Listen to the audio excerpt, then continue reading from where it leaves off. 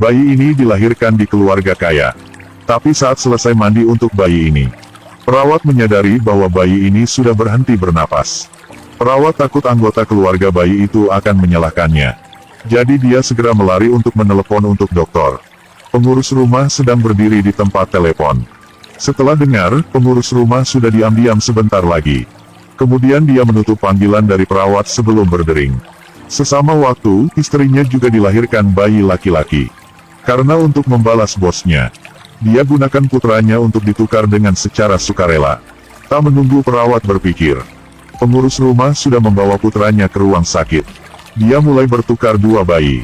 Tak terduga, saat mereka baru keluar ruang, bayi yang terpikir berhenti bernapas. Sudah menangkis ketika mendengar suara guntur.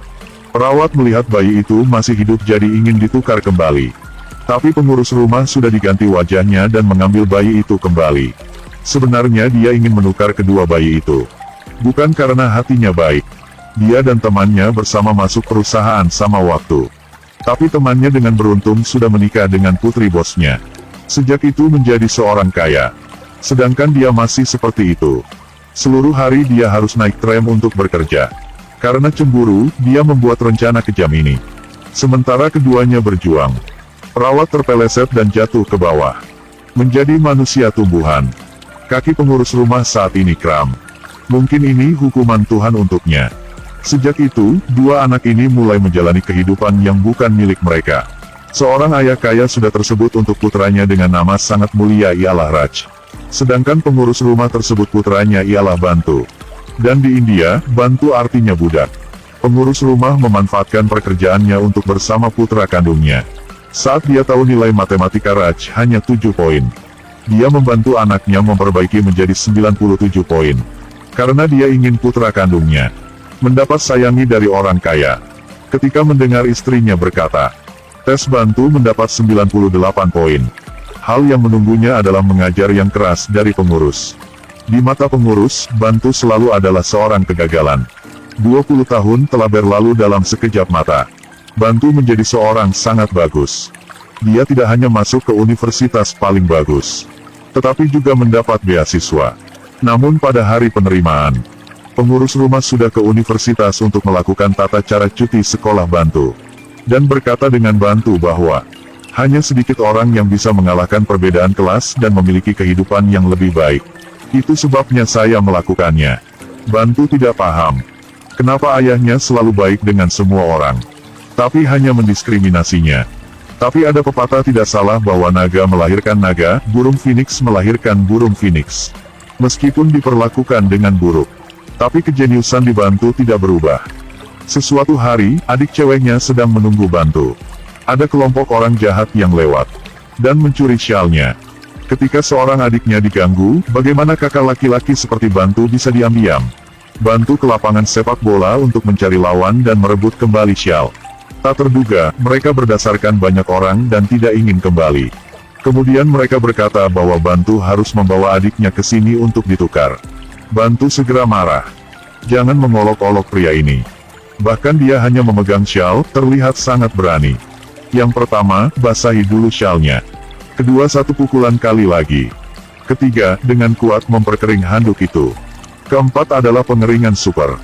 Jangan melihat dia berani seperti itu. Tapi kehidupannya dari kecil sampai dewasa sangat buruk. Dia ingin belajar tapi ayahnya matikan listrik. Sikat giginya sudah lama juga tidak dapat ditukar. Sepatu sudah rusak tapi ayahnya tak izin membeli sepatu yang baru. Dan seperti itu, dia sudah tinggal sama pengurus rumah selama 20 tahun. Tapi sekarang kehidupannya sudah diganti. Dia ingin mencari pekerjaan. Perekrut tidak perlu melihat resume, mereka langsung merekrutnya. Ketika dia sudah melihat gadis cantik dan kaki panjang, tidak berduga itulah atasannya. Namun, itu tidak sulit baginya. Dalam sekejap dia telah menaklukkan gadis itu. Pada sesuatu hari dia dan atasannya keluar untuk ketemu tamu. Tapi lawannya adalah seorang yang susah untuk meyakinkan. Saat dia membuka mulutnya, dia menurunkan harga untuk membeli perusahaan direktur cantik. Menghadapi ancaman lawan, dia tidak berani untuk menolak. Saat ini Bantu telah tertindas selama bertahun-tahun akhirnya meledak. Dalam sekejap, dia tunjukkan kemampuannya. Dalam sekejap, dia sudah mengalahkan pengawal lawan. Lawannya segera diam dan tak berbicara apapun. Dan adegan ini dilihat oleh seorang pria. Pria itu adalah bos dari pengurus rumah. Dia sangat suka lelaki ini. Membuatnya mengingat kembali saat dia masih muda. Kemudian dia lihat kembali putranya yang lemah hati menghadapi hal yang sama. Bahkan dia tidak memiliki keberanian untuk menolak. Jadi dia sangat putus asa dengan putranya. Untuk dapat menaklukkan bakat seperti Bantu, bos yang kaya itu memutuskan untuk menyewa direktur cantik itu. Kalau putranya adalah seorang tidak berguna, jadi nanti putranya harus menikah dengan wanita yang bakat. Tapi orang yang dia cintai ialah Bantu. Jadi mereka memutuskan untuk menolak bos. Mereka pergi ke perusahaan. Yang menarik perhatian mereka adalah adegan bos itu sedang berbaring di lantai. Bantu dengan cepat sudah membawa dia ke rumah sakit. Orang yang menyerangnya ialah bos gangster. Dia sudah suka perusahaan bos itu. Jadi dia ingin membeli setengah saham dengan harga lebih rendah. Bos tidak setuju. Jadi dia menikam bos. Tapi hal membuat Bantu tak terduga ialah ayahnya saat ini juga berada di rumah sakit. Pengurus rumah membawa sebuah apel untuk melambangkan perdamaian. Untuk mengunjungi seorang wanita yang hidup dengan kehidupan manusia tumbuhan. Tindakan ini dia sudah melestarikan bertahun-tahun. Saat ini dia pikiran wanita ini tak bisa bangun lagi. Tiba-tiba wanita ini sudah memegang tangan pengurus dengan keras. Pengurus rumah sangat kaget. Kelebihan, dia berekspresi panik. Sebenarnya, seorang wanita ini adalah perawat bertahun-tahun yang lalu. Juga satu-satunya yang tahu tentang dua anak yang ditukar. Dia takut wanita ini akan mengatakan yang kebenaran setelah dia bangun. Setelah bertanya dokter dan tahu. Meskipun dia sudah bangun, dia tak bisa berbicara. Pengurus rumah dapat dengan aman pergi sekarang. Dan saat ini, Bantu di samping bos yang kaya memasuki rumah sakit. Adegan ini baru-baru ini dilihat oleh perawat. Mungkin karena Tuhan telah mengaturnya. Dia bisa membuka mulut untuk berbicara. Dia memanggil Bantu dan berkata bahwa bos ialah ayah kandungnya. Dan ceritakan semua dari tahun yang lalu. Setelah beres berkata, perawat itu tidak bisa menahannya lagi. Dia tergerak untuk melihat ayah kandungnya terbaring di ruang operasi. Saat kembali rumah, dia segera mengungkap kebohongan dari pengurus rumah. Tapi dia berkata dengan pengurus bahwa dia tak berbicara kisah ini keluar. Karena dia tak ingin ibu angkatnya sakit hati. Dengan cepat Bantu menggunakan identitas seorang dermawan. Dan diundang ke villa untuk bekerja. Dia dengan mudah-mudah menangani gangster yang diganggu di tempat ini. Kelompok gangster ini yang polisi tak bisa menyentuh ini. Saat ketemu dengan dia, mereka matikan listrik. Kehidupan dia di sini sangat bagus. Dan kakek juga baik kepadanya. Sedangkan bosnya selalu puas dengannya. Putra bos juga menjadi sahabatnya. Cuma istri bosnya tak berkenan dengan Bantu. Karena Bantu lebih bagus daripada putranya. Tapi dia tak tahu bahwa Bantu ialah putra kandungnya. Sesuatu hari, dia dan gadis direktur cantik berdua sedang intim satu sama lain, dan ditemukan. Bos segera membatalkan pertunangan antara direktur cantik dan Raj. Sedangkan pengurus rumah memukulinya di depan semua orang. Dan atas nama rumah bos, tendang Bantu keluar. Rumah bos tak ada Bantu artinya di sini sudah menghilang kelindungan. Sebenarnya, setelah diketahui berita ini, bos gangster sudah menculik putri bos. Mengancam mereka menggunakan setengah saham untuk ditukar. Untuk menyelamatkan putrinya, dua suami istri bos segera tanda tangan.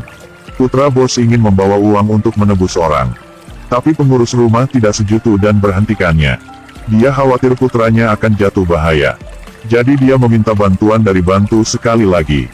Bantu mulutnya berkata tidak peduli tapi dia masih pergi untuk menyelamatkan orang. Akhirnya dia mengurus semua gangster sendirian. Kelihatan semua masalah sudah selesai. Bantu ingin berbalik tubuhnya dan pergi. Tapi saat ini kakek menghentikan Bantu. Dan beri tamparan pada pengurus rumah. Ternyata percakapan Bantu dan perawat itu. Dia secara tidak sengaja mendengar. Dia sangat senang ketika Bantu kesini bukan karena uang atau posisi. Tapi hal membuatnya kaget ialah Bantu memaafkan kepala pengurus rumah. Untuk ibunya tidak sakit hati. Jadi mereka sudah memutuskan tersembunyi masalah ini. Tapi dengan jujur dan berani dari Bantu. Sudah menyentuh ke ibunya yang belum diketahui kebenaran. Dia memeluk bocah lelaki yang bahkan lebih bagus daripada putranya ke pangkuan. Untuk terima kasih semua hal yang dia buat. Ibunya memberinya saham itu kembali padanya. Tapi hal buat kita tertawa. Sang ibu ingin pengurus rumah menggunakan cara dia membesarkan bantu untuk mendidik Raj. Setelah mendengar wajah pengurus jadi tidak sedap dipandang. Tidak terduga berbalik bola balik. Semuanya kembali ke titik awal. Pada saat yang sama, dia sudah tahu. Keserakahan tidak bisa menentukan takdir. Pegang semua, kehilangan semua.